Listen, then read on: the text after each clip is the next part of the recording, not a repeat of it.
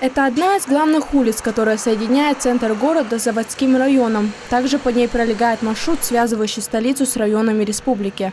Ко дню города Грозный завершат эти работы, и мы получим прекрасную дорогу, которая является очень важной в стратегическом плане, потому что в направлении западное направление весь транспорт будет передвигаться по этой улице и разгрузить наши центральные улицы. Работа идет ускоренными темпами. Дорожники трудятся, не покладая рук. На этот участок брошена вся необходимая спецтехника, материал и специалисты. Сейчас ведутся работы по устройству верхнего слоя асфальтобетонного покрытия, устройству тротуара из брусчатки.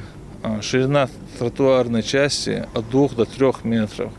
В городской части и за пределы населенного пункта уже до 3 метров у нас идет ширина тротуара.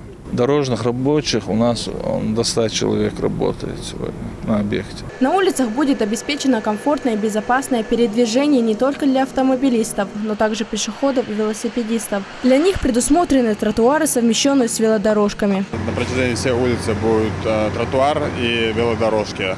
Здесь планируется 380 столбов, из них на данный момент уже установлено 200.